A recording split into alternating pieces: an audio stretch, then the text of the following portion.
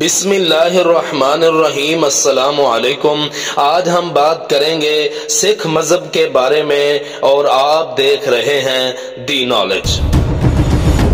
سکھ مذہب کے پیروکار کو سکھ کہتے ہیں۔ سکھ پنجابی زبان کا لفظ ہے اور سنسکرت سے آیا ہے اور اس کا مطلب ہے سیکھنے والا۔ سکھ ساری دنیا میں پھیلے ہوئے ہیں لیکن ان کی زیادہ تعداد بھارت میں رہتی ہے اور بھارتی ریاست پنجاب میں ان کی اکثریت ہے۔ سکھ ہونے کی شرائط: ایک خدا کو ماننا۔ دنیا کے تمام مذاہب میں ایک خدا کا تصور موجود ہے لیکن بعض مشرک اپنی مذہبی تعلیمات کو چھوڑ کر کئی خداؤں کے پجاری بن جاتے ہیں۔ 10 گروؤں کو ماننا جو گرو نانک سے گرو گوبند سنگھ تک ہیں اور 10 گروؤں کی تعلیمات کو ماننا۔ گرو گرنتھ صاحب سکھوں کی مقدس کتاب کو ماننا اور ایک ایماندارانہ زندگی گزارنا، ظلم سے بعد رہنا اور نیک لوگوں کی عزت کرنا۔ دنیا بھر میں سکھوں کی تعداد 2,30,00,000 ہے اور اس کا 60% بھارتی صوبہ پنجاب میں رہتے ہیں۔ بھارت کے سابقہ وزیر اعظم منموہن سنگھ بھی ایک سکھ ہیں۔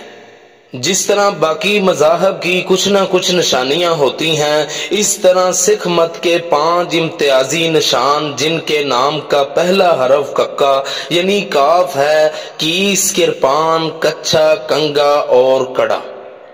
نمبر 1، کیس سکھوں کی مذہبی علامت ہے کہ داڑھی، مونچھیں اور سر کے بال نہ کاٹے جائیں کیونکہ تمام گرو بھی بال نہیں کاٹتے تھے۔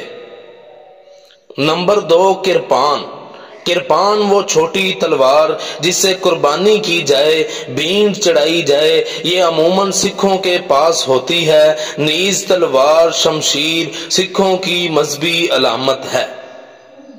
نمبر 3، کچھا۔ کچھا سکھوں کا جانگیا، پھرتی اور چستی کے لیے پہنا جانے والا زیر جامہ جس کی لمبائی گھٹنوں تک ہوتی ہے، سکھوں کی مذہبی علامت ہے۔ نمبر 4، کنگا۔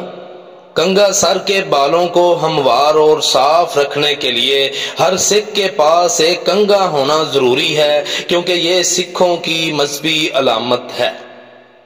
نمبر 5، کڑا جو ہاتھ میں پہنا جاتا ہے۔ کڑا اسٹیل یا دھات کی موٹی چوڑی کو کہتے ہیں جو قوت کے لیے پہنی جاتی ہے، سکھوں کی مذہبی علامت ہے۔ یہ تھی آج کی معلومات۔ مزید اس طرح کی معلومات کے لیے ہمارا چینل لائک اور سبسکرائب کریں۔